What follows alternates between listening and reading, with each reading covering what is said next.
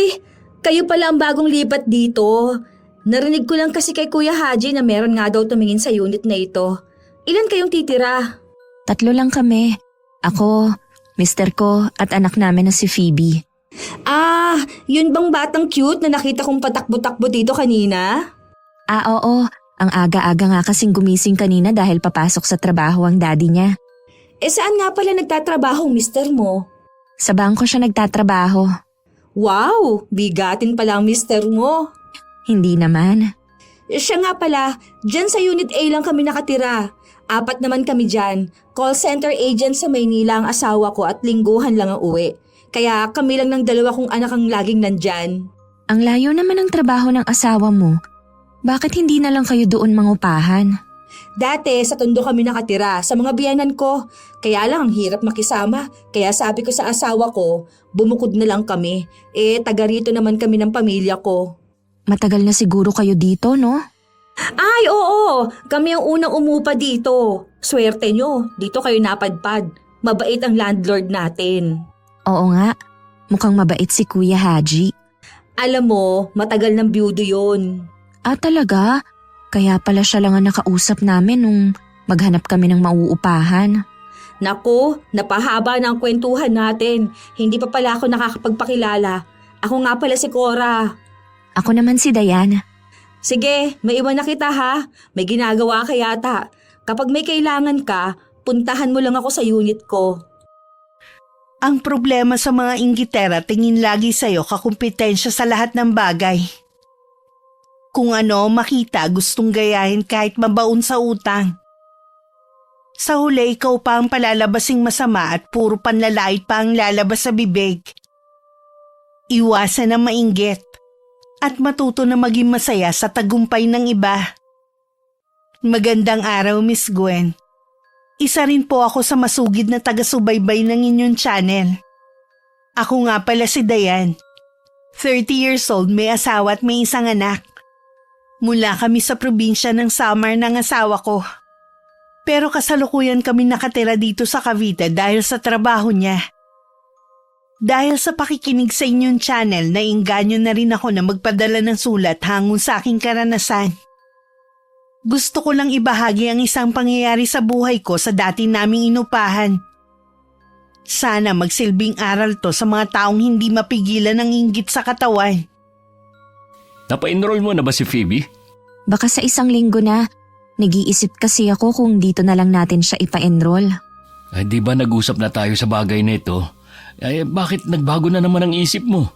Kasi medyo malaki ang babayaran mo. Tapos half day lang din ang pasok. Pagdating na lang siguro ng grade 1 natin siya papasukin sa private school. Huwag nating ipagkait sa bata magandang edukasyon. Iba kasi kapag nasa private school lang anak natin. Maganda rin naman ang sa public ah. Ay siguro noon. Pero ngayon kasi, iba na ang turo. Marami na rin ang matitigas ang ulo at hindi kayang kontrolin ng mga teacher. Subukan lang natin. Huwag na. Tsaka ako naman ang bahala sa tuition fee ng anak natin eh. Nahihiya kasi ako na wala man lang akong ambag sa'yo. Ano bang klaseng katwiran yan? Asawa naman kita. Obligasyon ko na buhayin kayo. Sige na nga. Sabayan ko na papapasukin si Phoebe. Ay, maiba nga pala ako. Kumusta naman ang maghapon nyo dito ng anak natin? Ayos lang naman.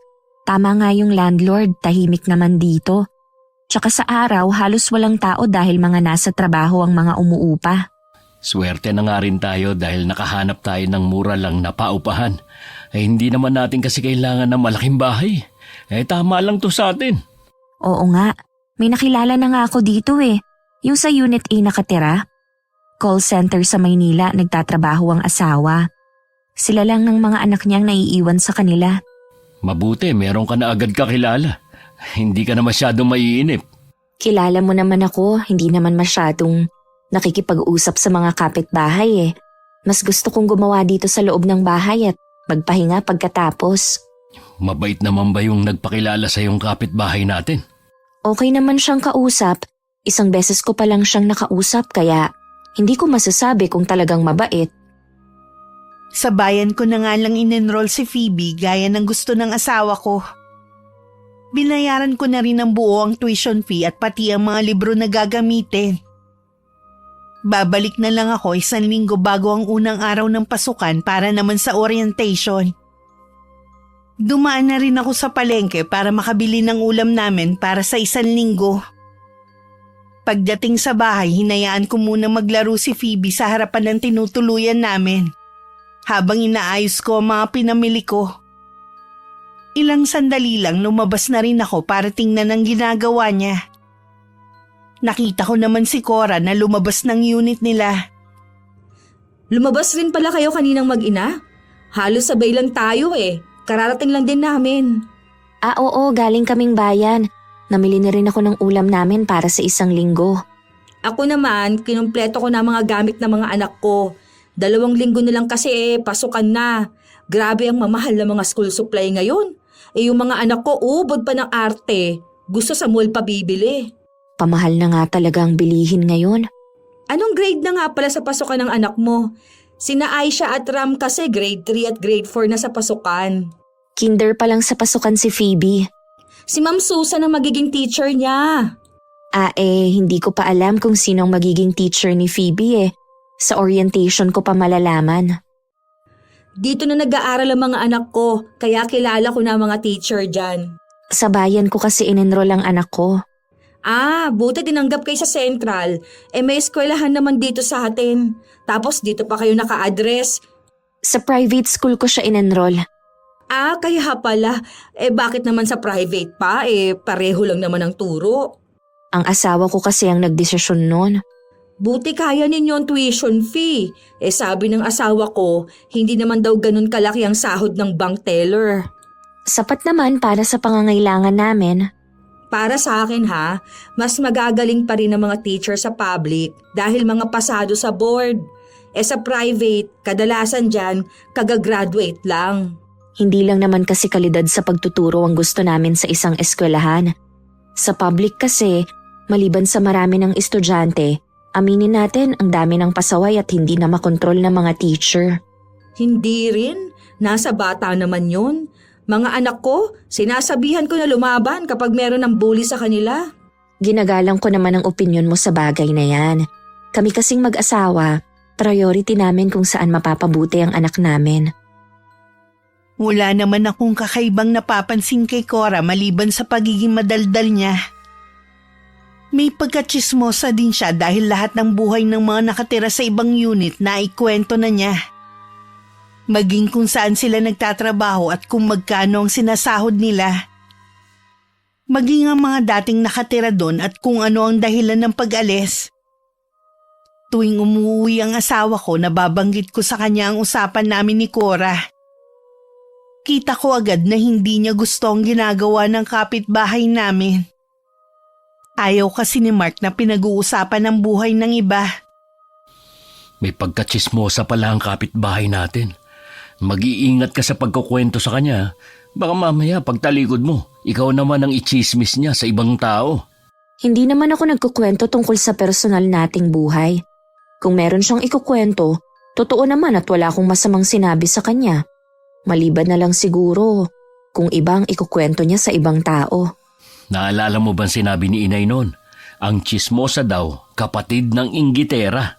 Sa tingin ko naman, walang dapat ikainggit si Cora sa atin. Mas kumpleto pa nga siya ng gamit sa atin eh.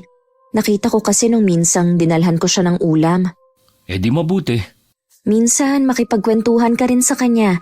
Nabanggit niya kasi na parang suplado ka. Alam mo naman na hindi ako mahilig makipagkwentuhan eh. Mas gusto ko pang makipaglaro sa anak natin at mamasyal tayong 3. Sinabi ko nga na pagod ka kako sa trabaho kaya kapag nandito ka, hindi ka lumalabas. Maiba nga pala ako. Naglalambing ang anak mo. Nagpapabili ng bike. Safe naman dito magbike sa loob ng compound. Ikaw ang bahala kung gusto mo siyang bilhan. Mag-ayos na kayo mag-ina. Sa labas na lang tayo kakain at bibili na rin tayo ng bike. Kaya ikaw ang paborito ni Phoebe eh. Kahit ako ang lagi niyang kasama dito sa bahay. Lahat ba naman ang gusto niya ibinibigay mo agad? Nag-iisa lang namang anak natin si Phoebe. Walang masama kung ibibigay natin kung anong gusto niya. Ang swerte ng anak natin. Kaya natin ibigay sa kanya ang mga pangangailangan niya. Minsan kasi, naaawa ko sa ibang bata. Lalo na yung mga nasa lansangan. Gusto ko rin kasing iparana sa kanya mga bagay na hindi ko naranasan nung bata ako. O sige na, mag-aayos na kami para makaalis na tayo. Nakita pa kami ni Cora na umalis ng bahay. Tinanguan ko lang siya bago kami tumalikod at naglakad palayo. Bago kami nakabili ng bike, ang dami muna naming ginawa. Natagalan rin kami sa pagpili kaya gabi na kami nakauwi. Kinabukasan maaga palang gumising na si Phoebe para masakyan na ang bagong biling bike niya. Bumangon na rin ako para mabantayan siya habang natutulog pa si Mark. Ang ganda naman ng bike ni Phoebe. Kahapon niyo ba yan binili? Oo. Matagal na kasi niyang hinihingi na bilhan siya ng daddy niya eh. Mura lang siguro yung ganyan ano. Bala ko rin kasing bilhan si Aisha eh. Hinihintay ko lang umuwi ang asawa ko. Nasa 7,000 lang naman ang ganyang kaliit na bike. Oo nga pala, mura lang pala. Matibay kaya ang ganyan. Gusto kasi ng anak ko, Barbie din ang design. Siguro nasa paggamit din. Kapag nakita yan ng dalawa, nako, sigurado, kukulitin ako na bumili na. Wala pa ba silang naging bike dati? Meron na. Kaya lang sa tagal nasira na. Kailan nga palang uwi ng asawa mo? Sa Sabado daw siya uuwi eh. Nagkasakit kasi ang biyenan kong babae kaya hindi siya nakauwi nung nakaraan. Siya nga pala, nakumpleto mo na ba ang gamit ni Phoebe? Oo, halos sa school naman galing ang gamit niya. Oo nga pala. Sa iba nga pala siya papasok. Nandyan ba ang asawa mo? Oo, natutulog pa. Kaya palang aga ninyong lumabas na mag-ina Ayaw siguro maistorbo. Ito kasing si Phoebe gusto nang sakyan ng bike niya. Kaya lumabas muna kami. Maya-maya lang papasok na rin kami para magluto ng almusal. Nagluluto ka pala ng almusal? Kami kasi pandesal lang. Ayoko kasing sanayan ng mag-ama ko na walang almusal. Kaya talagang asikaso ko sila sa pagkain. Sige. Papasok na rin nga ako. Ipagluluto ko na rin ng dalawa para maiba naman ang almusal nila sa umaga. Makalipas nga ang 1 linggo, nakita ko may ginagamit ng bike ang dalawang anak ni Cora. Hindi tulad ng kay Phoebe, walang design ng sa kanila. Nang makita nga ng anak ko ang dalawa, nilabas na rin ito ang bike saka nakipaglaro. Nagwalis-walis na rin ako sa harap ng bahay habang binabantayan ng mga bata sa paglalaro. Lumabas naman si Cora at lumapit sa akin. Nandyan ba ang asawa mo? Wala. May pinuntahan siya at mamaya pang hapon ang uwi. Bakit? Akala ko nandyan. Manghihiram lang sana ako ng sibuyas at bawang. Naubusan kasi ako. Tinatamad ako na pumunta sa tindahan. Sige, ikukuha lang kita. Sasama na ako para makita ko naman ang loob ng bahay ninyo. Sigurado naman nakatulad lang din ang unit niyo ang sa amin. Iisa lang naman ang itsura Gusto ko lang makita ang mga gamit nyo. Konti lang naman ang gamit namin. Kung ano lang ang kailangan. Kumpleto naman pala kayo sa gamit. Wala kayong TV? Meron. Nasa kwarto. Madalas kasi sa gabi lang kami nanonood tuwing nakahiga na. Ang dami mo namang sibuyas at bawang. Para ka may tindahan dito Gusto kasi namin kumpleto na kami dito sa bahay. Ayaw kasi namin yung palabas-labas pa ng bahay. Ganyan din ako sa bahay. Ngayon lang talaga ako naubusan ng sibuyas at bawang kung kailang magluluto na. Sanay kasi ako na may stock na mga pagkain sa amin Lalo na kapag ganitong may bata, naku, asahan mong maya-maya ang kain. Parang mga anak ko lang pala. Siya nga pala, dumating na nung nakaraan yung bill natin sa tubig at kuryente. Nakuha mo na ba kay Kuya Haji? Oo, nabayaran ko na rin pareho. Buwanan ka pala magbayad. Oo, dahil ayokong naiipunan ako ng mga bayarin. Ako nga 3 buwan nang hindi nakakabayad ng kuryente. Lagi kasing nawawala yung bill. Napaglalaruan yata ng mga bata. Mga pasaway kasi minsan. Pero yung tubig, kailangan buwan-buwan yun. Ako kasi kapag dumating na, bayad na agad. Mabuti ka pa, parang hindi problemado sa pera, no? Nagigipit din naman kami, lalo na kapag nagsabay-sabay ang mga bayarin. Ikaw naman kasi, sa private mo ba ipinasok ang anak mo? Yung ang ibang taga rito kahit mapepera, sa public lang nila pinapapasok ang mga anak nila. Pareho lang naman daw kasi ang turo. Nasa kanila naman yun Basta kami kung saan namin papapasukin ang anak namin. Desisyon namin yon dahil kami naman ang nagbabayad. Oo nga naman. Sige ha, salamat dito ha. Nang mga sumunod na araw nasundan pa ang panghihiram sa akin ni Cora ng sibuyas at bawang. Hanggang sa naging regular na ang panghihiram niya ng mantika, asin, paminta, toyo at suka. Minsan pa nga kape at asukal. Nagugulat na lang ako na may dala na siyang mug na may mainit na tubig. Minsan ako naman ang naubusan ng bagoong. Magtatanong sana ako kung meron siya kaya nagpunta ako sa kanila. Bukas ang pintuan nila at naririnig ko ang iyakan ng 2 bata. Mukhang nag-away ang mga to dahil pinapagalitan ng ina. Buwisit talaga kayo! Wala na nga tayong bigas sa isasaing, nag-aaway pa kayo! Bahala kayo magutom! Total mga pasaway naman kayo! Bigla akong napaatras ng hakbang at hindi na lang tumuloy. Sa tindahan na lang ako nagtanong at baka merong tinda. Mabuti na lang merong pang natitirang 1 bote si Aling Cynthia. Mabuti merong pang natira. Kami lang kasi ang gumagamit ito eh. Madalang lang kasing may naghahanap. Hindi ko po kasi napansin na ubos na pala yung sa amin. Ikaw ba umuupa din ka na, Haji? Opo, malapit lang kami kina Cora. Malapit ka pala sa babaeng inggitera na yon. Po, bakit nyo naman nasabi yan?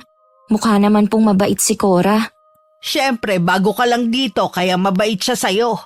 Ang laki pa nga ng utang niya dito eh. Kaya hindi yung makalabas dahil natatakot na singiling ko. Baka po wala pang pera yung tao. Hindi na siya magkakapera kahit kailan. Baon sa utang ang babaeng yun eh. Ilang buwan na rin na hindi nakakabayad sa upa sa bahay.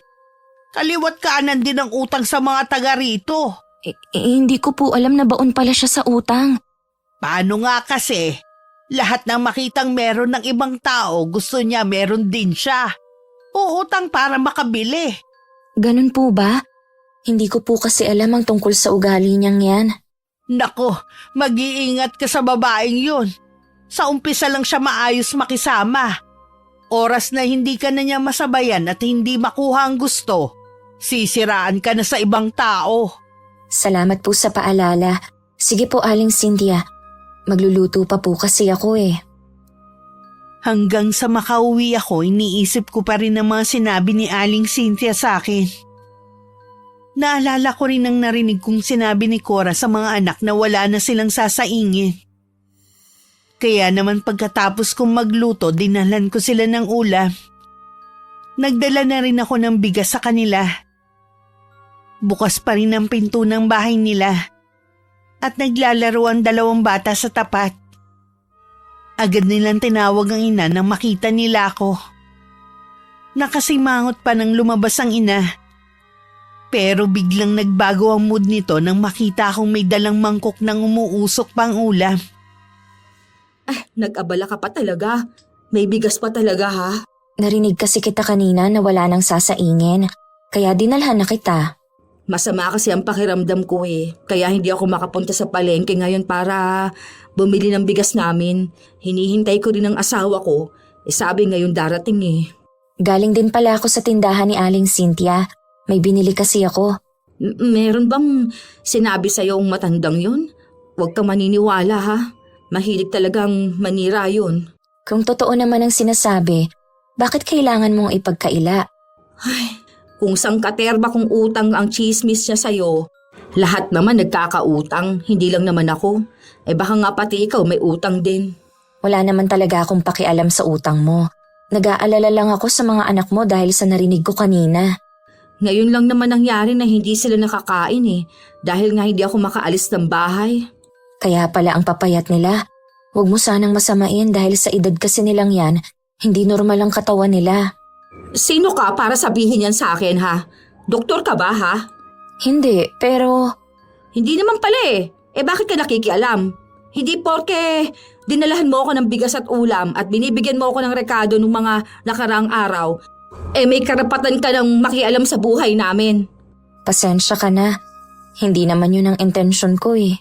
Huwag ka mag-alala. Babayaran kita kapag dumating ang asawa ko. Wala yon. Huwag mo na rin akong bayaran, hindi naman ako naniningil eh. Mabilis na rin akong tumalikod at bumalik sa bahay. Medyo nakaramdam din kasi ako ng inis kay Cora dahil sa pinakita niya. Huling-huli na nga siyang naghihikahos, siya pa talaga ang mayabang. Naisip ko huling tulong ko na yun sa kanya. Ayoko kasing tumulong sa mga katulad niya. Pagdating ng asawa ko, sinabi ko naman sa kanya lahat. Gusto ko kasing marinig ang opinyon niya tungkol kay Cora at kung ano ang maipapayo niya sa akin. Iwasan mo na lang siya. Tingin ko magiging sakit lang siya ng ulo natin eh. Baka dumating ang araw, pati ikaw, utangan na rin niya. Makinig ka na lang kay Aling Cynthia. Oo, last na yung pagbibigay ko sa kanya kanina. Naawa lang talaga ako sa mga anak niya eh. Kung siya nga hindi naaawa eh. Mas inuuna pa niya ang mga bagay na hindi naman importante. Gusto lang yata niya makapagyabang sa ibang tao eh. Ganun na nga. Sana lang, huwag niya tayong kainggitan. Sabi kasi ni Aling Cynthia, may pagkainggitera din kasi si Cora. Problema niya na yun. Siya nga pala, nagyayaya ulit si Phoebe na pumunta sa mall. Sa day off ko, pwede tayo mamasyal. Sigurado na matutuwa na naman siya. Kumusta pala siya sa klase niya? Ayos naman, laging pinupuri ng teacher. Bibo daw kasi at palakaibigan. Mabuti naman. Sabi ko sa'yo iba kapag sa private school natin siya pinapasok. Oo nga, kanina nga pala nakausap ko si ate. Nabanggit ko nga kung saan pumapasok si Phoebe. Maganda daw ang naging desisyon natin. Kahit kasi siya sumasang-ayon sa'yo na iba na ang turo sa public at napakarami nga daw na mga bully. Kaya huwag ka manghihinayang kung malaki man na nagagastos natin sa pag-aaral ni Phoebe. Hindi na nga, ayoko lang kasi na mahirapan ka.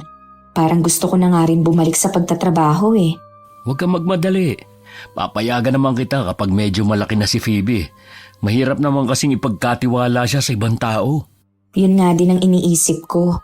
Sasamahan ko lang muna si Phoebe sa panonood ng TV Sige, sa kusina lang ako.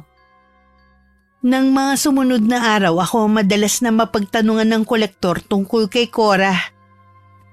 Wala naman akong choice kundi ituro ang bahay niya dahil nauna ko nang nasasabi na kilala ko siya. Kahit nandun lang siya sa loob ng bahay niya, hindi talaga siya lumalabas. Kita na ang pagkainis ng mga naniningil sa kanya pero matigas talaga siya. Nang sumunod na araw, si Aling Cynthia naman ang naniningil sa kanya. Halos sirain na rin ito ang pintuan. Sinundan lang ng anak at pinauwi. Baka daw kung ano pa ang mangyari dito. Tanging si Kuya Haji lang ang hindi niya mapagtaguan ng pumunta sa kanya. Nagmamakaawa naman ako sa'yo, kuya. Wala kaming ibang pupuntahan eh. Hinihintay ko lang ang asawa ko. Magbibigay din kami sa upa sa bahay. Ilang beses ko na yung narinig sa'yo Sinabi ko naman sa'yo, kung wala kayong pambayad sa renta, umalis na kayo. Iwan mo na mga gamit nyo, hindi nyo pwedeng dalhin. Pinaghirapan ko ang mga gamit ko. Hindi pwedeng basta ko nalang iiwan. Oo, pinaghirapan mong utangin. Hanggang ngayon, hindi mo pa bayad. Nakakahiya ka na. Lahat ng naniningil sa'yo, pinagtataguan mo. Hindi ko naman sila tinataguan eh. Nagkakataon lang na wala ako dito sa bahay kapag may pumupunta. Huwag mo na ngang itanggi. Pati ako niloloko mo Hindi naman, Kuya Haji. Bigyan mo pa ako ng palugit. Magkakapera naman ako sa katapusan eh. Mababayaran ko na rin ang utang ko sa'yo. Hindi na ako naniniwala sa'yo. Meron nang titira dito. Hindi ko kailangan ng katulad mo na makunat magbayad. Maawa ka, Kuya Haji. Ay, tumayo ka nga dyan. Huwag mong bigyan ng kahihiyan ang sarili mo. Hindi ako tatayo sa pagkakaluhod hanggat hindi mo binabawi ang pasya mo. Maawa ka naman sa mga anak ko. Di ba may nanay ka pa? Doon ka makiusap sa kanya at huwag sa akin. Matagal na kaming hindi nag-uusap ng nanay ko. Siguro nanawa na rin sa ugali mo. Lahat gagawin ko, wag mo lang kami paalisin. Ay hindi na. Pagpunta ko uli dito, dapat wala na kayong mag-iina. Kuya Haji! Maawa ka naman! Hindi mo ako mapapaalis dito kahit anong mangyari. Hindi ko alam kung anong mararamdaman ko ng mga oras na yun. Pagkatapos kong marinig ang pagtatalo ng landlord namin at ni Cora. Parang ang babae nga ang problema kung bakit siya baon sa utang. Napapailing na lang ako na hinarap na muna ang mga gawain. Maya-maya kasi susundo na ako kay Phoebe. Pagkasundo ko kay Phoebe, dumaan na rin ako sa bahay ni Kuya Haji para ibigay ang bayad sa upa ng bahay. Umaliwalas naman ang mukha niya. Sandali rin kami nag-usap kung may mga kailangan daw ba sa inuupahan namin. Wala naman pong problema sa inuupahan namin. Magsasabi na lang po kami ng asawa ko kung meron. Sa lahat ng mga umuupa rito, kayo ang maayos kausap. Mukhang okay naman po ang ibang umuupa sa inyo Ay maliban kay Cora, sakit talaga siya ng ulo. Siya din ang dahilan kung bakit walang nagtatagal na umuupa sa akin. Ano po bang ginagawa ni Cora? Dahil siyang kauna-unahang umuupa sa akin, kung basta siya, akala mo na kung sino. Kung hindi niya inuutangan ng mga kapwa niya umuupa, inaaway niya. Nalalaman ko na lang kapag nagpaalam na sa akin ng mga umuupa sa ibang unit. Grabe naman po pala. Akala ko kasi mabait siya at palakaibigan. Mag-iingat ka sa kanya. Kapag meron siyang ginawa sa iyo, magsabi ka lang sa akin. Ang totoo po niyan iniiwasan ko na siya. Ayoko naman kasi na magkaproblema sa kanya. Ang kapal nga ng mukha Kahit ilang beses ko nang ipagtabo yan, ayaw talagang umalis. Ang nakakaawa po ang mga anak niya. Ang mabait sa kanilang mag-asawa ay si Jonas. Maayos yung makipag-usap kaysa sa asawa niya. Minsan kasi, nakikiusap sa akin kaya hindi natutuloy ang pagpapaalis ko sa kanila. Matagal na nga po na hindi niya inuuwian ang mag-iina niya. Alam ko kasi may sakit ang ina, kaya hindi makauwi rito. Nag-iisa lang din kasi siyang anak at walang kasama ang ina sa kanila. Kung gano'n naman pala, praktikal na doon na lang sila tumira kaysa umupa dito. Ay mismong si Jonas ang nagsabi na baon din sa utang si Cora sa lugar nila. Hanggang ngayon nga, nagbabayad pa rin siya ng utang dahil siya ang sinisingil. May mga ganoon palang mga tao na kahit saan baon sa utang. Oo naman, Iya. Sa tingin ko, hindi na makakaawon niyang si Cora. Kahit ako nalulula tuwing nalalaman kong utang niya sa ibang tao. Kasalukuyan ako nagsasampay sa labas ng bahay namin nang may dumaang lalaki. Chubby to at hindi nalalayo ang edad sa asawa ko. Bahagya pa itong umiti nang mapatingin sa akin. Kumatok siya sa unit ni Cora. Pagbukas ng pinto, masaya siyang sinalubong ng 2 bata. Sa wakas nakita ko na rin ang asawa ni Cora. Mukha naman siyang mabait gaya ng sinabi ni Kuya Haji. Matulin na lumipas ang mga araw. Hindi pa rin naman umaalis si Cora sa bahay nila. Baka napakiusapan ulit si Kuya Haji o nakabayad na sila ng upa. Madalas ko rin silang makita na umalis na mag-anak at mukhang namamasyal.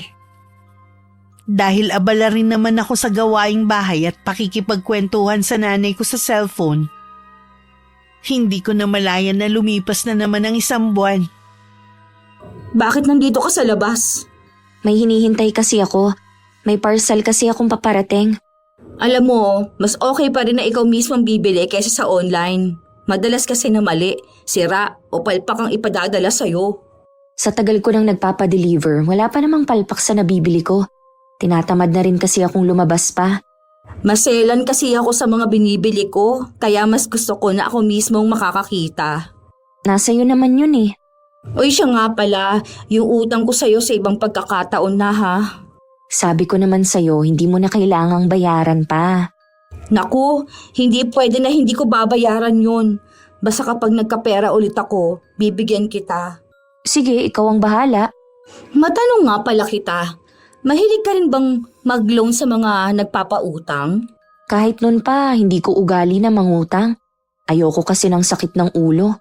Pwede ka bang mag-garantor kung sakali? Hindi rin. May mga nakikiusap sa akin dati pero tumatanggi ako. Ganun ba? Mahirap ka palang pakiusapan, ano? Depende kung anong kailangan sa akin. Hanggat maaari kasi ayoko ng problema. Bakit mo nga pala naitanong? Bala ko kasi na mangutang eh. Hati sana tayo. Kailangan ko lang kasi ng garantor eh. Pasensya ka na ha. Sapat naman ang kita ng asawa ko, hindi ko kailangan mangutang pa. Saan mo ba gagamitin ang pera? Ano kasi may bibilihin lang ako na gamit sa bahay. Hindi kasi ako naaprobahan sa home credit eh. Kulang kasi ng ID, nawala kasi eh. Kami kasi ng asawa ko kapag merong gustong bilhin, pinag-iipunan namin. Pareho kasi kaming ayaw ng utang. Pwede kaya akong mangutang na lang sa'yo. Kahit tubuan mo na lang. Hindi kasi akong may trabaho. Tsaka sa tingin ko, hindi ka rin pauutangin ng asawa ko. O sige, wag na nga lang. Akala ko magagalit si Cora at hindi na ako iimikin ulit pero hindi naman. Binabati pa rin naman niya ako tuwing nagkikita kami. Narinig ko kay Aling Cynthia na may nautunan naman daw itong utangan. Yung bagong umuupa sa kabilang unit. Kibit-balikat lang naman na naging tugon ko. Hanggat maaari kasi ayoko makipagchismisan. May nabili ako sa online na kurtina. Medyo may kamahalan pero maganda naman at kung bibilhin yun sa mall, doble ang presyo. Ilang araw lang nakita ko na ganun din ang kurtina ni Cora. Akala ko nagkataon lang. Pero napansin ko rin kung ano meron si Phoebe, binibili rin niya sa mga anak. Nalalaman ko dahil nilalabas ng anak niyang si Aisha ang mga laruan nito. Minsan pa nga narinig kong sinabi ng anak nito inggitera si Phoebe. Dahil ginagaya daw ang mga laruan niya. Huwag mo na lang pansinin. Bata naman eh. Sa pagkakatanda ko kasi, grade 4 na yun si Aisha, pero yung nilalaro niya pang 5 taon lang. Sabi mo nga, lahat na makita sa'yo ni Cora, ilang araw lang meron na siya. Ayaw niyang masapawan. Mahirap naman yung gagayahin niya lahat. Nagtatago na nga siya sa lahat ng pinagkakautangan niya eh. Kaya nga eh, baka ganun na talaga siya. Mahirap nang baguhin ng ganung ugali. Oo nga. Paiiwasin ko na lang din si Phoebe na makipaglaro sa kanilang magkapatid. Ayoko kasing maubusan ng pasensya at lumabas ang pagiging dragon ko. Mabuti pa nga. Ay marami namang kaibigan ng anak natin sa pinapasukan niya eh. Kilala pa naman kita kapag nagalit. Ayoko lang kasi na naaagrabyado ang pamilya natin. Tahimik na buhay lang naman ang gusto natin eh. Tanda mo, sa lahat ng lugar na titira natin, hindi 100% na walang toxic na mga tao tayong makakasalamuha. Kaya kailangan mahabang pasensya talaga. Siguro kung hindi ako laging nandito sa bahay, hindi ko mapapansin ang mga sinasabi ng mga tao. Alam kong naiinip ka na dito sa bahay. Kung gusto mo, kausapin mo ang inay mo na kung pwedeng mag-alaga kay Phoebe. Basta ayoko lang ng ibang tao. Wala namang problema kay inay ang pag-aalaga. Yun nga lang, baka hindi niya magustuhan ang buhay dito sa syudad. Yun nga lang, pero subukan mo pa rin. Tatawagan ko nga siya. Kaya lang baka sabihin nun, umuwi na lang tayo doon. Uuwi din kamo tayo doon kapag may ipon at bahay na tayo. Siyempre, gusto ko may sarili na tayong pundar. Kapag natuloy ang plano mong pag-abroad, mapipilitan talaga kaming umuwi na lang sa atin. Hindi pa naman yun sigurado. Ang inaalala ko kasi, si Phoebe. Ayokong lumaki siya na walang ama sa tabi niya. Masasabi kong maswerte ako kay Mark dahil kaming pamilya niya ang priority lagi. Noon pa matalik na magkaibigan na sila ng kuya ko. Dahil sa kanya kaya nagkakilala kami ng asawa ko. Minsan naisip ko na hindi sa lahat ng bagay swerte ang isang tao. Mula kasi nang magsama kami, ilang beses na kami nagpalipat-lipat ng tirahan dahil sa problema sa mga kapitbahay. Naiisip ko nga baka nasa akin ang problema. Baka masyado lang akong pumapatol at hindi na lang habaan ng pasensya. Gaya kay Cora, nakakaramdam na ako ng pagkainis sa kanya. Kahit anong iwas ko, siya naman ang lumalapit. Tulad ngayon, Kararating ko lang mula sa paghatid kay Phoebe sa eskwelahan. Gaya ng mga nakagawian ko, dumadaan na ako sa palengke para mamili. Malunggay rice pa lang sinasaing ninyo. Ilang araw nyo yan? 2 linggo namin. Masubukan nga namin yan. Yung bigas sa sinasaing namin mas mahal pa dyan. Maselan kasi ang mga anak ko pagdating sa kanin. Kaya ba ang papayat nila? Ay, ganun na talaga ang katawan ng mga yon. Manang-mana sa akin nung bata ako. Aba, ang dami na palang laruan ni Phoebe nung lumipat kayo, wala pa yan Bago kasi lumipat dito, ipinamigay na namin ang mga laruan niya kaya halos wala siyang laruan.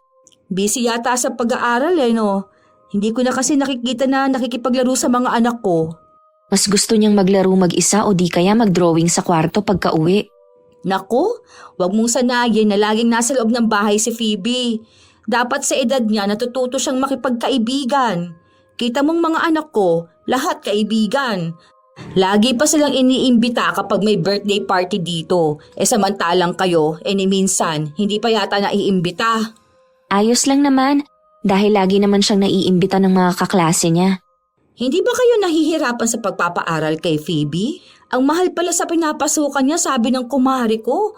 Kasi yung kapitbahay niya, doon din pala nag-aaral ang anak. Kaya lang, inilipat din sa public dahil nga pareho lang naman daw pala ang turo. Iba-iba naman kasi ang mga magulang. Oo nga naman. Kaya lang, napagkakamalan kasing sosyal at isnabera ang anak mo. Akala mo daw kung sino, kabata-bata pa. Iharap mo nga kung sino nagsabi niyan. Huwag ka naman magalit. Sabihin mo na lang kung sino nagsabi niyan sa anak ko at ako nang bahala sa kanya. Narinig ko lang naman ng minsang dumaan akong galing labasan. Baka kaya hindi mo masabi kung sino dahil ikaw lang ang nagsabi niyan. Hindi naman lumalabas at nakikipaglaro ang anak ko sa iba, maliban sa mga anak mo. Hoy, grabe ka naman mambintang. Kabago-bago mo lang dito. Ganyan na ang ugaling ipinapakita mo. Ikaw naman, ang tagal mo na dito, wala ka nang ginawa kundi punahin ang mga nasa paligid mo. Wala naman akong ginagawang masama Nakikipagkaibigan lang ako sa'yo. Pasalamat ka nga, kinakausap pa kita. Ako lang ang nagtsatsaga sa'yo Akala mo? Dahil ang tingin sa'yo ng iba, suplada ka at mahirap kausapin. Kita mo nga, wala kang kaibigan. Kung makapagsalita ka, akala mo kilalang kilala mo na ako, no? Sigurado ka ba na wala akong kaibigan, ha? Bakit walang nagpupunta dito sa inyo? Palagay mo naman katulad mong mga kaibigan ko, ha? Mga walang ginagawa sa buhay?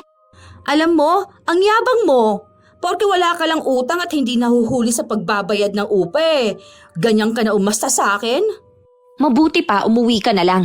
Ayokong makipag-usap sa katulad mo. Tingnan ko lang kung maging magaan ang buhay ninyo dito. Huwag mo akong pinagbabantaan. Hindi mo ako kilala.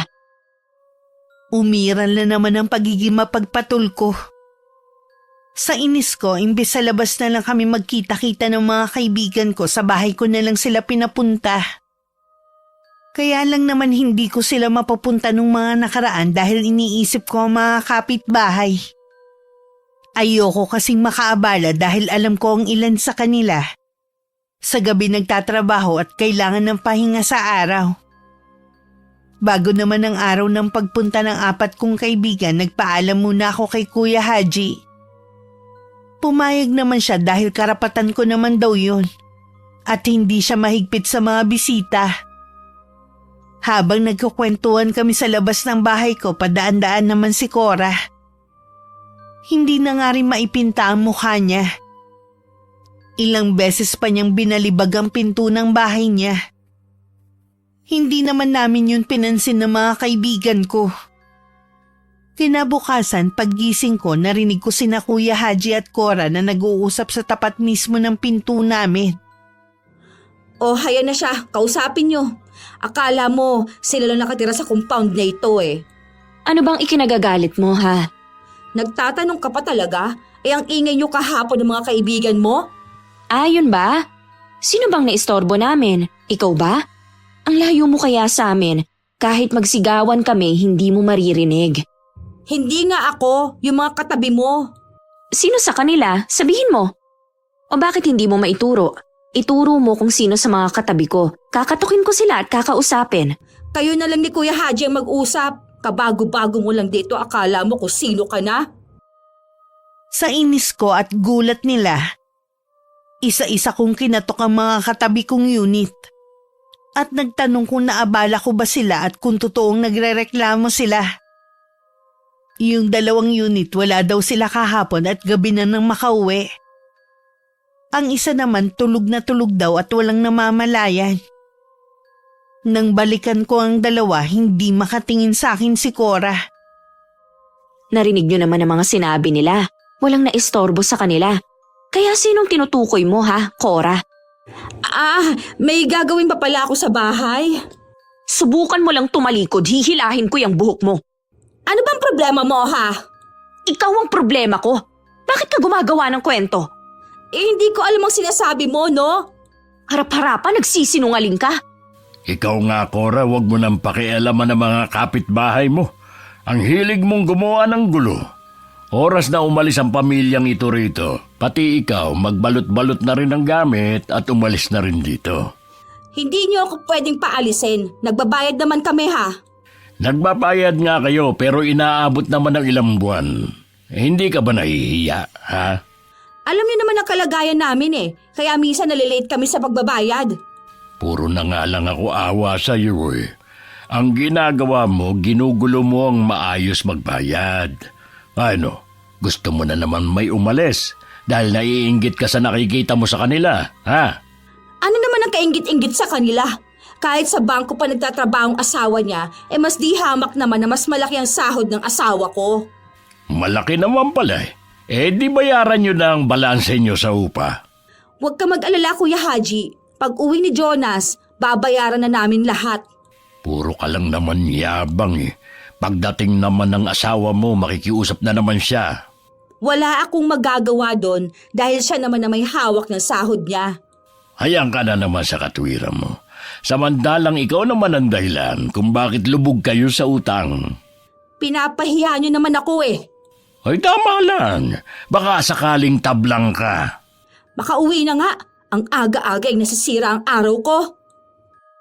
Diyan ka magaling. Gagawa-gawa ng kalokohan. Saka iiwas. Para siyang may sira sa ulo. Ay, ganun talaga ang ugali ng babaeng yun.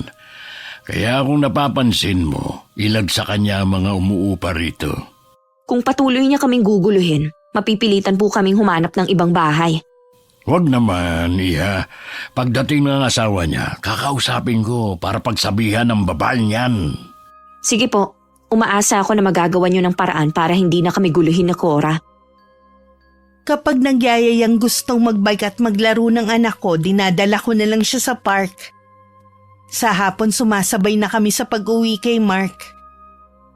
Hanggat kaya ko kasing umiwas, gagawin ko. Pero hindi pala ganun ang nasa isip ni Cora. Minsan ako lang ang nasa bahay. Naisip kong tumambay sa labas. Bumili kasi ako ng maliit na mesa at 2 upuan para tambayan naming mag-asawa.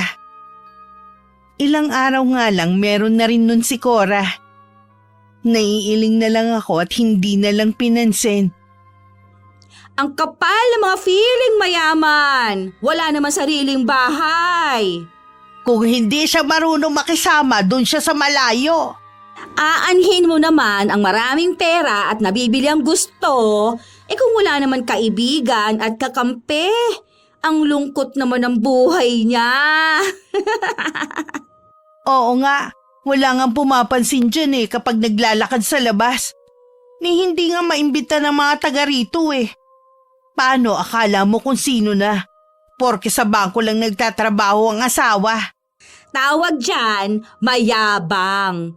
Kita nyo nga ayaw sa public papasukin ng anak, baka daw mabuli. Nukdo ka naman ng arte ang anak at maldita pa. Tama lang na mabuli. Gusto nga makipaglaro ng apo ko Sabi ko sa ibang bata na lang.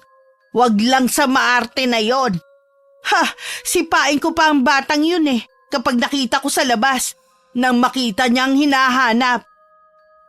Sa tindi ng galit na nararamdaman ko, pumasok ako sa loob ng bahay. Narinig ko pa ang pagtatawanan ng mga to. At malakas pang sinabi ni Cora na duwag naman daw pala ako. Pagbalik ko sa labas, may dala na akong timba na may malamig na tubig. Nakatalikod sila sa akin kaya hindi nila napansin ang paglapit ko. Bago pa sila makaporma, naibuhos ko na sa kanila ang laman ng timba. Sabay-sabay pa silang napasinghap sa malamig na tubig na binuhos ko sa katawan nila. Bakit mo kami binuhusan ng tubig, ha? Baka sakaling matauhan kayo at tumahimik. Tinatamaan ka ba sa mga narinig mo, ha? Oo, dahil alam ko na sadya yung pinaparinig sa akin. Kung ayaw mong marinig na pinag-uusapan ka, umalis ka na dito. Bakit ako aalis? Sa ating dalawa, mas maayos kaming magbayad kesa sa'yo. Mas matagal naman ako dito kaya hindi ako ang aalis. Hindi mo ba talaga ako kayang harapin na mag-isa at nagsama ka pa ng 2 alipores na asal squatter ang mga ugali? Bastos ka! Sinong squatter ang sinasabi mo riyan? Kayong 3, sa lahat ng ayaw kong dinadamay ang anak ko. Sa ginawa ninyo, ginising yung isang bahagi ng pagkatao ko. Totoo naman kasing napapansin nila sa anak mo eh. O bakit ka nagagalit? Mana naman sa'yo yung anak mo. Huwag mong sabihin na pati anak ko, kinaiinggitan mo? Ang kapal mo naman para sabihin yan. Baka ikaw ang naiinggit dahil ikaw itong gaya-gaya. Kung anong makita ng anak mo kina Aisha at Ram, naririnig kong pinabibili rin ng anak mo. Baliktad pa. Matanong kita, sino nga sa atin ang lubog sa utang? Wala kang pakialam sa utang ko. Pwes, wala rin kayong pakialam sa buhay namin. Nahinto ang pagtatalo namin nang biglang dumating si Kuya Haji kasama ang panganay nitong anak. Nagsumbong naman agad si Cora sa ginawa ko sa kanila. May paiyak-iyak pa to, habang ang dalawa naman inaayunan siya. Nagkukwentuhan lang naman kami dito eh. Bigla na lang siya lumapit at binuhusan kami ng malamig na tubig. Kung ako siguro, mainit na tubig ang ibubuhos ko sa inyo para malapno sa mga mukha ninyo. Ay dito pa talaga kayo nagchichismisan.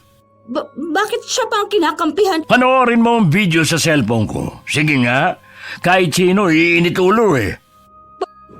Paanong naipasa agad sa inyo yan? Ganito mga gusto kong sumbong, yung may ebidensya agad. Hindi katulad mo, puro kasinungalingan na sinusumbong para manira. Wala naman kami binabanggit na pangalan eh. Lulusot ka pa talaga. Kayo, Aling Baby at Mona, pinagbabawalan ko na kayong pumunta rito. Doon kayo sa inyo magchismisan. Sige na, buhay na kayo. Sandali lang kayong dalawa. Hindi ko palalampasin ang ginawa ninyo. Nagbanta pa talaga. Napakayabang. Hindi mo yata kilalang asawa ni Mona at ang anak ni Aling Baby. Pulis at kagawad. Narinig mo? Yun lang naman pala eh. Ako ba kilala nyo? Sige na Aling Baby, Mona. Ako na lang ang pupunta sa inyo. Magbihis na kayo baka magkasakit pa kayo dahil sa babaeng ito. Ikaw, Cora, bawal ka na magpapunta ng kahit sino rito. Paano kung nanay at kapatid kong dadalaw? Bawal na rin. Katulad mo rin naman ng nanay at kapatid mo eh. Pumupunta lang dito para manggulo. Grabe naman kayo sa akin, Kuya Haji. Para tayong walang pinagsamahan ito ah.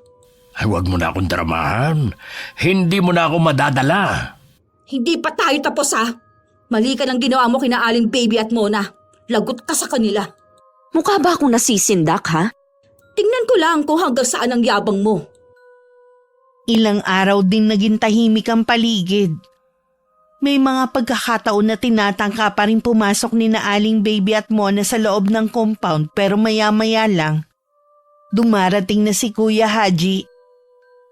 Tuwing nakikita nila ako, lagi nang nananalim ang mga mata nila. Alam kasi nila na ako ang nagsusumbong sa landlord namin. Sa ginagawa nila, lalo nilang pinag-aalab ang galit sa puso ko. Kaya buo na ang pasya ko sa plano ko kina Aling Baby at Mona. Kumukuha lang ako ng tiyempo kung paano ko isasagawa ang balak ko. Isang umaga kahit walang pasok si Mark, maaga pa rin akong bumangon. Natutulog pa sila nang lumabas ako ng silid namin. Binuksan ko na rin ang pinto para makapasok ang sariwang hangin sa sala. Hahakbang na sana ako papunta sa kusina nang marinig kong may nag-uusap sa di kalayuan. Magkakasama po kami kagabi at wala naman akong kakaibang napansin kay Aling Baby. Kahit ang pamilya niya nagulat sa nangyari. Totoo nga kaya ang sabi ng mga anak niya na baka kinulam ang matanda. Ay, hindi ko alam dahil mahirap naman kasing paniwalaan eh.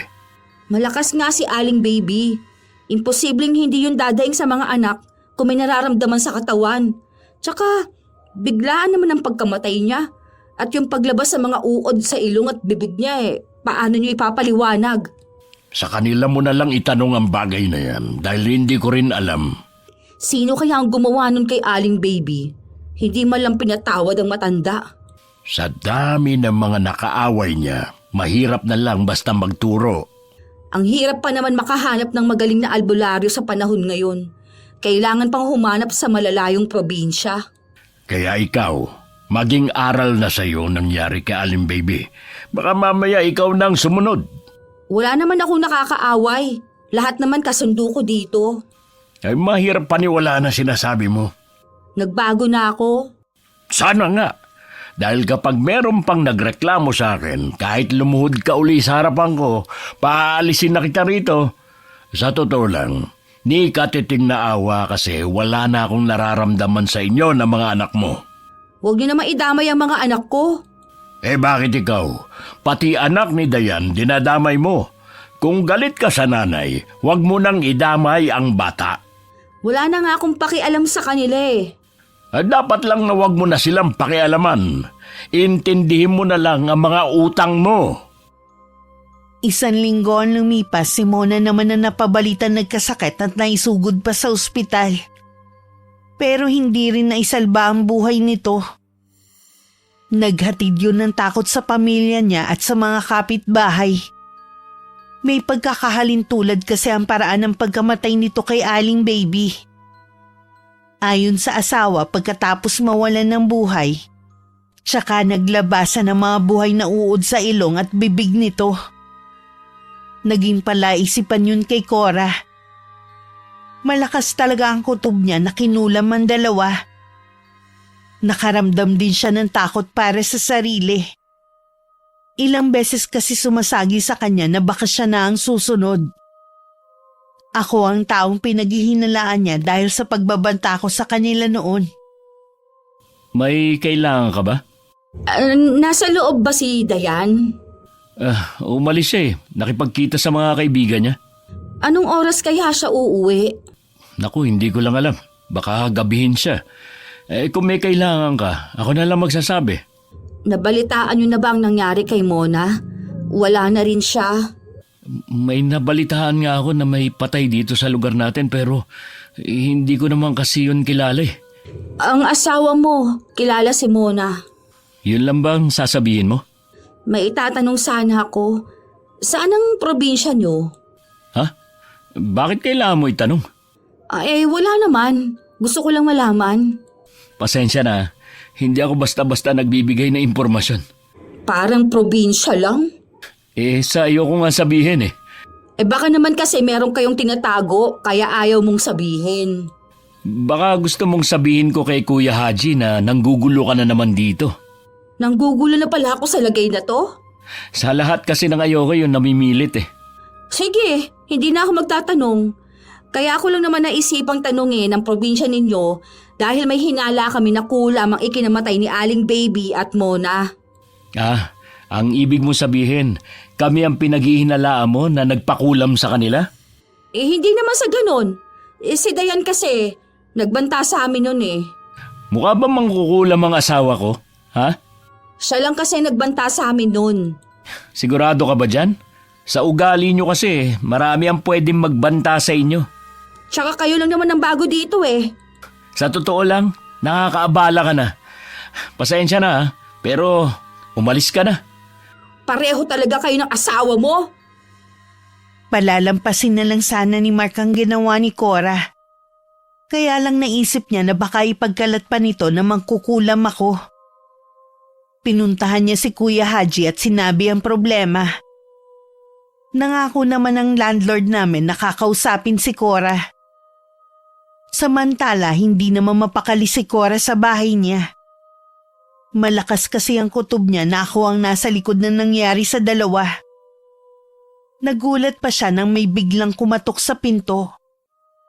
Sumili pa siya sa may bintana at nakita si Kuya Haji. Akala ko naman kung sinong kumakatok. May kailangan ka, Kuya Haji? Tinawagan ko na ang asawa mo sa cellphone. Sinabi ko sa kanya na hanggang 1 linggo na lang kayo. Ha? Bakit naman? Ay di ba sabi ko sa iyo, ayoko nang merong magsusumbong sa akin. Sino naman ang gagong nagsumbong sa inyo? Wala naman akong ginagawa eh. Nananahimik lang ako dito sa bahay. Nagpunta sa akin si Mark. Sinabi niyang pinagbibintangan mo ang asawa niya na kumulam kina Aling Baby at Mona. Hindi naman sa ganun. Tinatanong ko lang naman kasi kung saan ang probinsya nila eh. Ayaw naman sabihin. Ganon din yun. Pinagbibintangan mo nga sila. Kuya Haji naman, ang dami ko nang problema eh. Huwag mo naman dagdagan. Ikaw lang naman ang gumagawa ng sarili mong problema eh. Bakit ba lagi mo nalang kinakampihan na mag-asawang yon? Marami na kayang nakakapansin na mas sila ang pinapaboran mo. Gumagawa ka na naman ng istorya.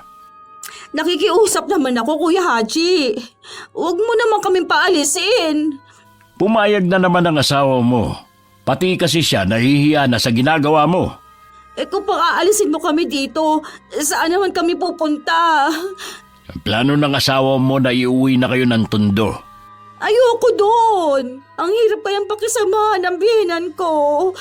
O hindi ko na problema yun. Kuya Haji, sandali lang naman. Kuya Haji! Lingid kay Mark, may lihim ang aming pamilya. May alam kami pagdating sa pangungulam. Minana ko to sa nanay ko na minana naman niya sa aking lola. Nasa amin na kung paano namin to gagamitin. Sa masama o mabuti. Palagay ko naman tama lang ang ginawa ko kina Aling Baby at Mona. Naging tahimik pa nga ang lugar namin. Dati nagkalat sa daan ng mga tsismosa. Ngayon wala nang makikita na kahit sino na nag-uusap sa tabing kalsada. Hindi ko na rin nakikita si Cora. Pero hindi ibig sabihin nun palalampasin ko na ang ginawa niya. Kumukuha lang ako ng tiyempo para maisagawa ang huling orasyon nang kausapin ako ni Mark. Gusto niyang lumipat na kami ng bahay. Nakausap ko yung kaibigan ko. May alam daw siya na malapit sa pinapasukan ni Phoebe. Sa 1 buwan daw mababakante na yun. Bakit naman biglaan yung desisyon mo? Hindi ko lang kasi gusto na nasa paligid lang natin si Cora. Baka may gawin siyang hindi maganda sa inyo ng anak natin. Lagi pa naman akong wala. Hindi naman ako natatakot sa kanya. Alam ko naman yun. Kaya lang, pinaghihinalaan ka niya na ikaw ang nagpakulam dun sa dalawa. Sinumbong ko nga siya kay Kuya Haji. Hanggang salita lang naman yun eh. Wala naman siyang ebidensya. Oo nga. Pero alam mo naman ang mga tao, basta chismis, pinagpepiestahan. Tingin ko kasi, hindi rin naman kayang kontrolin ng landlord natin ang babaeng yun. Kaya mabuti pang tayo na lang ang umalis. Alam mo bang tayo na lang ni Nakora ang umuupa dito? Umalis na rin ang mga katabi natin dahil sa kanya. Kita mo na? Ilan na ba ang umalis? Pero si Cora, nandito pa rin. Kung yan ang desisyon mo, edi sige. Ikaw na lang din ang kumausap kay Kuya Haji. Sa day off ko, tignan na rin natin yung bahay na sinasabi ng kaibigan ko. Kahit sa labas lang. Ipasyal na rin natin si Phoebe. O sige. Huwag mong sabihin na nalulungkot ka dahil aalis na tayo rito. Hindi naman sa nalulungkot. Kaya lang napapagod na ako sa palipat-lipat natin. Ako rin naman eh. Pero ganito talaga kapag nangungupahan. Ayaw mo naman na umuwi na lang tayo sa atin. Mas marami kasing oportunidad dito kaysa sa probinsya natin.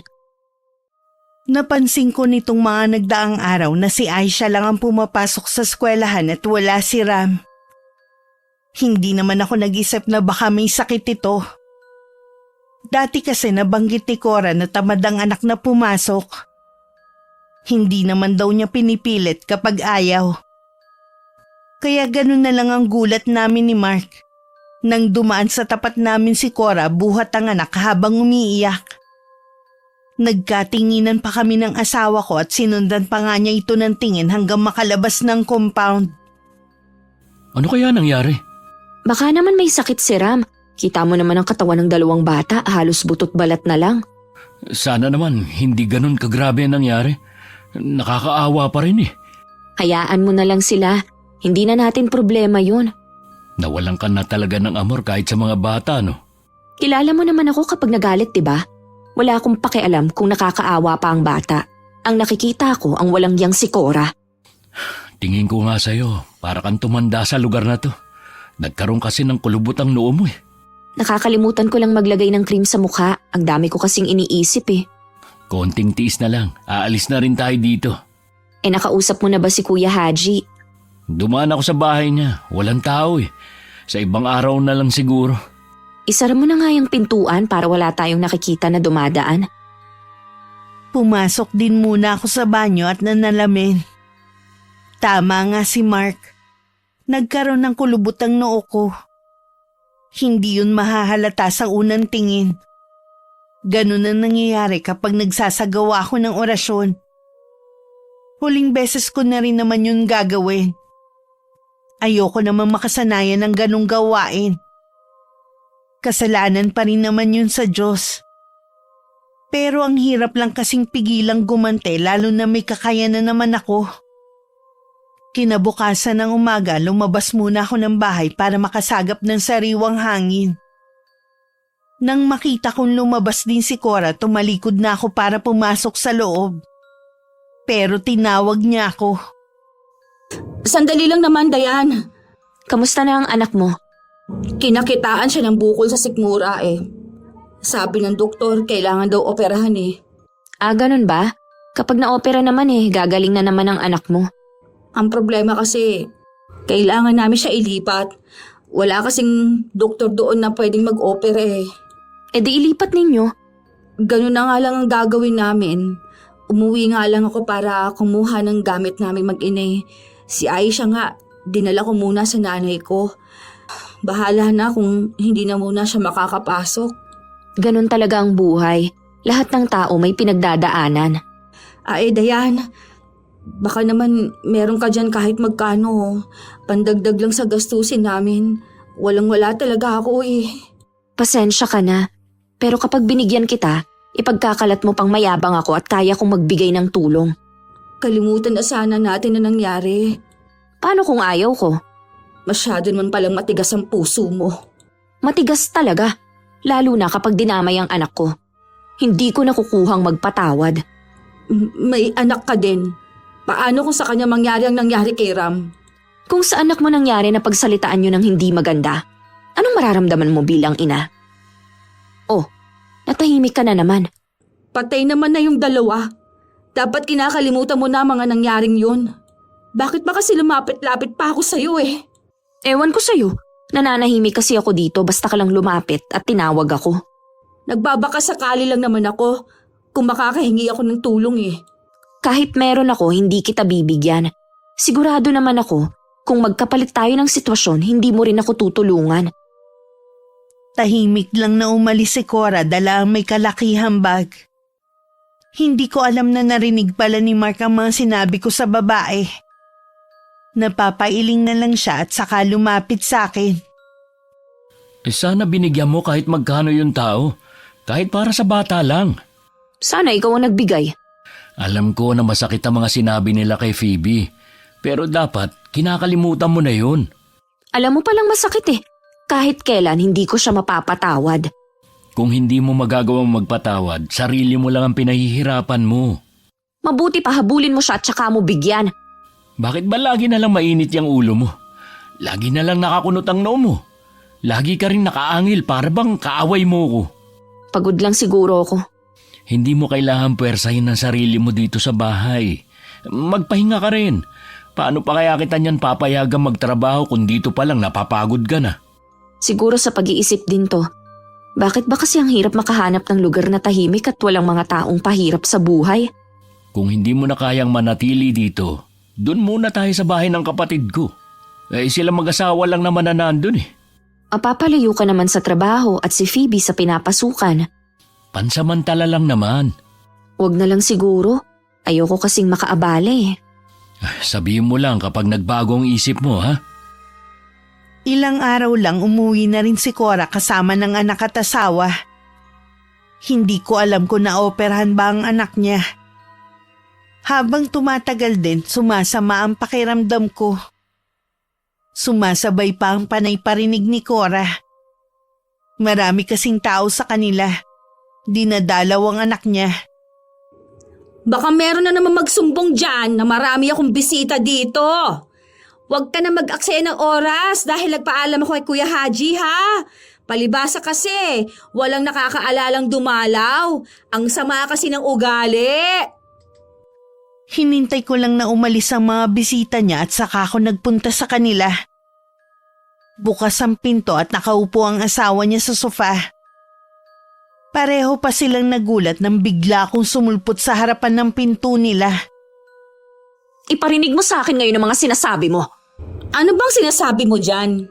Kaya ka kinakarma dahil sa ugali mo. Ikaw ang kakarmahin dahil sa ginagawa mo. Bakit? Ano bang ginawa ko na ikinagagalit mo? Kasi nga, hindi ka marunong makisama. Kung ang pagpapautang ang basihan mo ng pakikisama, di bali nang hindi makisama, ayokong maging katulad mo. Pwede ba? Umalis ka na lang. Huwag mo sirain ang araw namin. Samantalang ako gustong-gusto mong sirain. Dahil lang sa sobrang inggit, yan ang sisira sa'yo. Ilusyonada? Sino ka para kainggitan ko? Lahat ng meron ako kinaiinggitan mo. Kahit anong gawin mo, gayahin mo man lahat ng binibili ko. Hindi mo pa rin ako kayang tapatan dahil hindi galing sa utang ang ipinambibili ko. Kaya hindi ako baon sa utang. Buwisit kang babae ka! Umalis ka na sabi!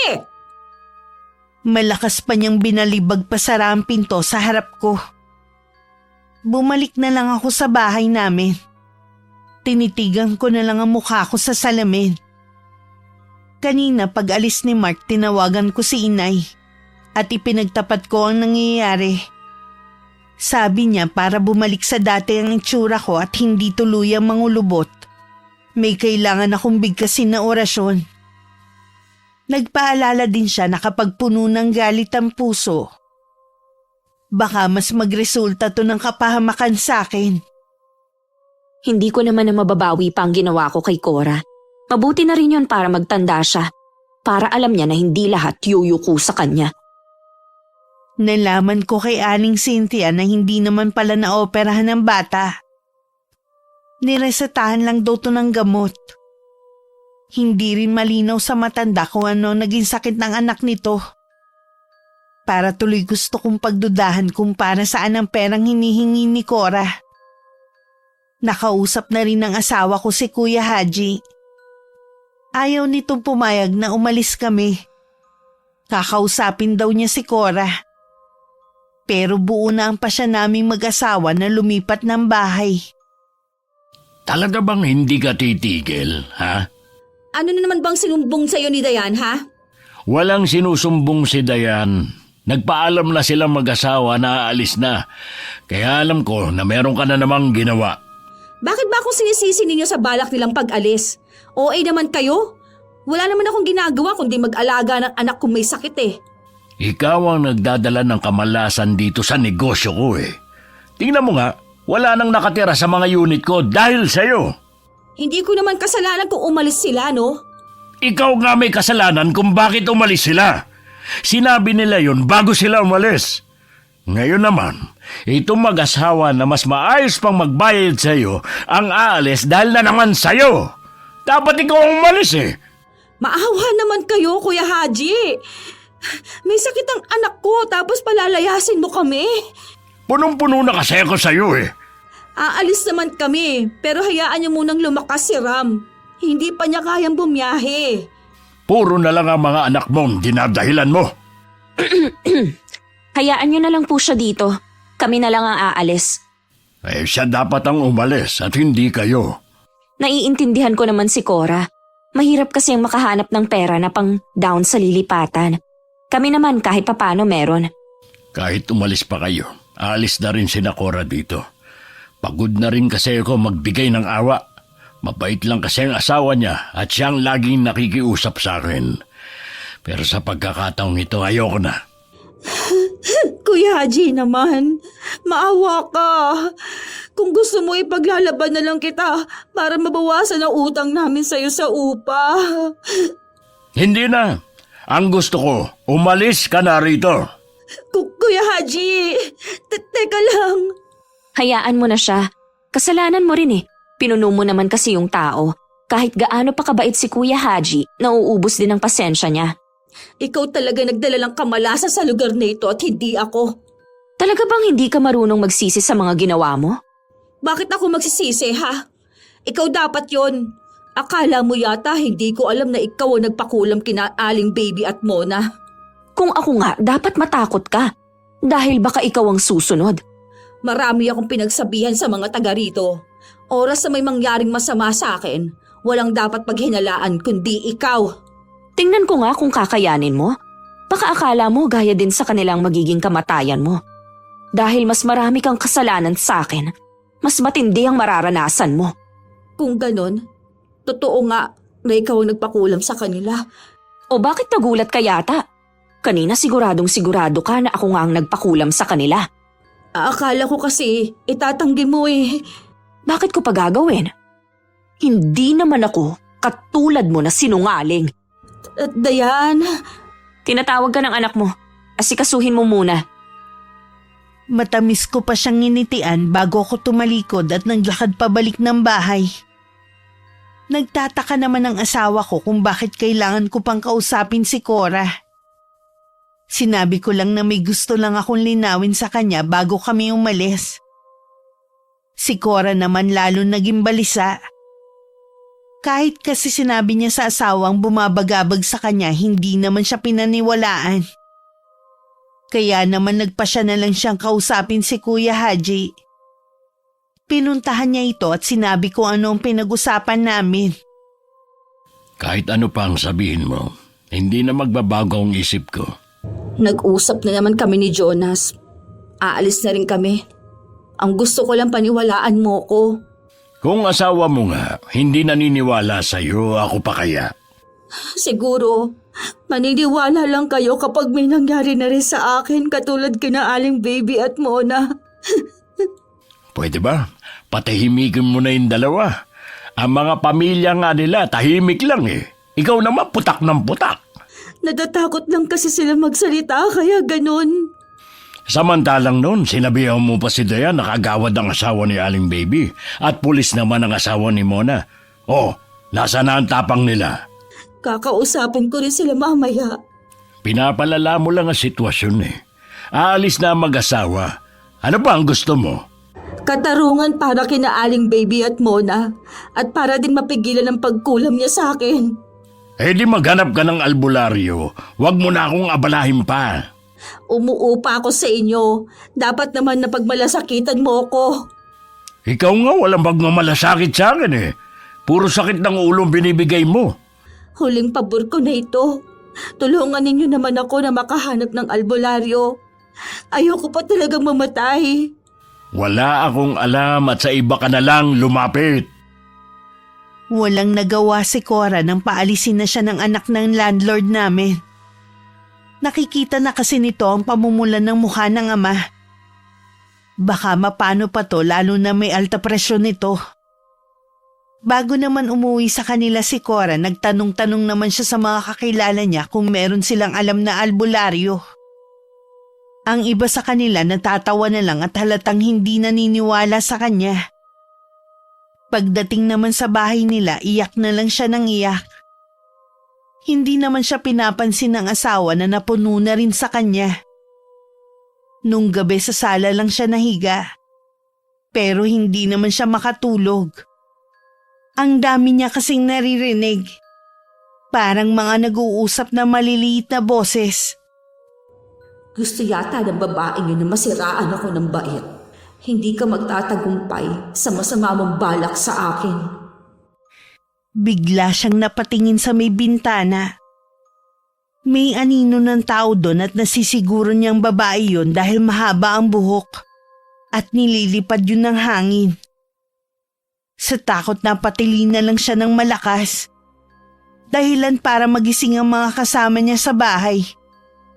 Dinaluhan naman siya ng asawa at binigyan ng tubig para kumalma. Mula nun hindi na lumabas si Cora. Abala naman kami sa pag-aayos ng gamit namin. Para kapag umalis na yung nakatira sa lilipatan namin, handa na ang lahat. Nag-aayos ng basura ang asawa ko sa labas dahil kukunin yun mamayang gabi nang dumaan si Kuya Haji. Galing sa bahay ni Cora. Napagsabihan niyo na naman po ba si Cora? Tiningnan ko lang ang kalagayan niya. Sinabihan ko nga rin na magpatingin na sa doktor. Ayaw naman. Ano po ba nangyari? Bigla kasing lumaki ang tiyan niya. Tapos, umalon-alon na para bang merong buhay na bagay sa loob. Tinubuan na rin ng mga bukol ang balat niya. At kumikirot nga raw. Emergency na yun ah. Dapat lang nadali na siya sa ospital. Ayaw magpadala dahil lalo lang daw lalala ang sakit niya. Gusto sa albularyo Nagpapahanap pa ako sa anak ko. Nagtanong-tanong na rin ako sa mga kakilala ko. Hanggang ngayon, wala pa rin nahahanap. Ang alam ko po, sa mga probinsya, meron pa rin mga albularyo pero madalang na rin. Ano po kaya ang sakit niya? Bakit sa albularyo pa siya magpapagamot? Naniniwala kasi siya na kinukulam siya. Kinukulam? Ewan ko ba kung bakit yun ang naiisip niya. Kung hindi po maipaliwanag ng mga doktor ang sakit niya, pwede nga sigurong kulam. Ang masaklap nga, kayo pa ang pinagbibintangan na gumawa nun sa kanya. Bakit naman kami? Mukha ba talaga kami mangkukulam ng asawa ko? Wala namang naniniwala sa kanya Kahit ang asawa niya, sinasabi niya lang yun dahil sa matinding inggit sa asawa mo.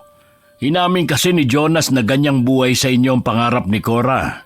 Hindi kami maluwag sa buhay. Maayos lang po ang trabaho ko. Kaya kong ibigay ang pangangailangan ng mag-ina ko.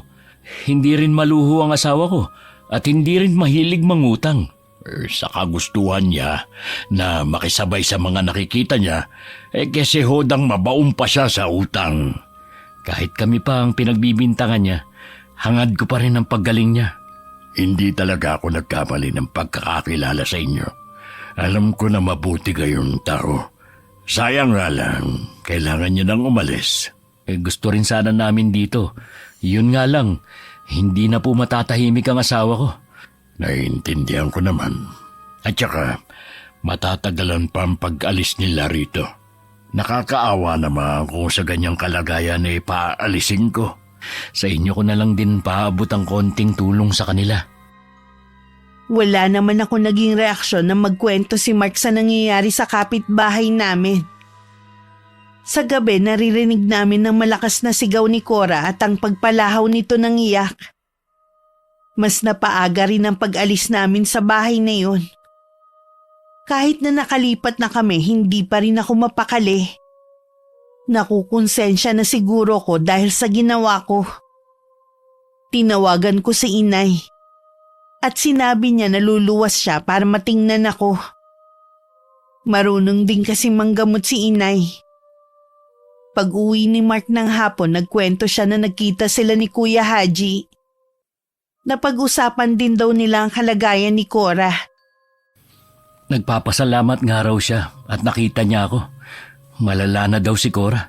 Sa pilitan na nga raw siyang dinala sa doktor. Pero lalong lumala ang kondisyon niya. Parang gusto na nga daw niyang maniwala na kinukulam ito. Hanggang ngayon ba hindi pa rin sila nakakahanap ng albularyo? Hindi pa nga daw. Nawawalan na nga daw ng pag-asa ang pamilya niya. Nagpapaalam na nga daw at humihingi na ng tawad sa mga nagawa niya ng masama. Kung himala nga daw na makita tayo, ipinapaabot na lang niya ang paghingi ng tawad. Di ba ang inay ko marunong manggamot? Baka pwede niyang gamutin si Cora. Baka hindi na rin siya umabot. Sabi kasi ni Kuya Haji, hindi na nakakapagsalita o nakakarinig si Cora. Bulag na rin daw to. Malay natin umabot pa ang inay. Huwag tayong mawala ng pag-asa. O sige, tatawagan ko si Kuya Haji. Sana gumaling na siya para mabigyan pa siya ng pagkakataon na makapagbago. Masyado pang bata ang mga anak niya para mawalan ng ina. Yun nga rin ang iniisip ko . Nang dumating si inay at pamangking ko sa bahay, nasa trabaho pa ang asawa ko. Hindi ko na napigilan na umiyak sa kanya dahil sa ginawa ko. Nangako naman siya na gagawin lahat para gumaling si Cora. Nag-chat lang ako kay Mark na nandito na si inay. Pagdating, hindi pa man siya nakakapagpahinga, sinamahan na niya si inay kina Cora. Nagpaiwan na lang ako dahil walang mag-aasikaso kay Phoebe at sa pamangkin ko. Nagawa naman pagalingin ni inay si Cora. Kahit matagal na nung huli siyang nakapanggamot. Ginawa daw niya yon para sa akin para matahimik na ang kalooban ko. 1 linggo rin na malagi si inay sa amin. Bago sila umuwi sa probinsya namin. Sabi nga pala ni Kuya Haji, umalis na doon si Cora. Baka daw gusto natin bumalik sa paupahan niya. Mas okay na dito. Tahimik at malalayo ang kapitbahay. Tsaka ayoko na rin balikan ng mga masasamang alaala doon. Ayoko na rin umalis dito, kahit hindi kasing bait ni Kuya Haji ang landlady natin. Oo nga. Sana magbago na si Cora. Baka sa susunod hindi na siya swertihin. Sigurado yun. Ang una niyang dapat alisin, yung pagiging inggitera niya. Wala talagang maidudulot yun na maganda. Magkakaroon lang siya ng kaaway. Pinayuhan ako ni inay na ilihim na lang sa asawa ko ang sekreto ng pamilya namin. Nasisiguro naman daw niyang natuto na rin ako na wag basta-basta gagamitin ang aking nalalaman sa karunungang itim. Sa ngayon lumipat na naman kami ng inuupahang bahay. Ganito siguro kapag walang sariling bahay. Palipat-lipat kung saan magustuhan. Hindi na rin natuloy ang plano ko na magtrabaho. Maliban sa pag-aasikaso ko sa aking pamilya, pakikinig na lang sa inyong channel ang pinagkakaabalahan ko. Labis ako nagpapasalamat sa may kapal. Dahil hindi niya ako inayaan na tuluyang maging masama. Kahit hanggang ngayon pinagsisisihan ko pa rin yun. Dahil sa bugso ng damdamin nakagawa ako ng malaking kasalanan. Wala talaga may dudulot ang paghihigante kundi pagsisisi din bandang huli. Salamat po sa pagbasa ng sulat ko, Miss Gwen. At mabuhay po ang inyong channel. Wakas.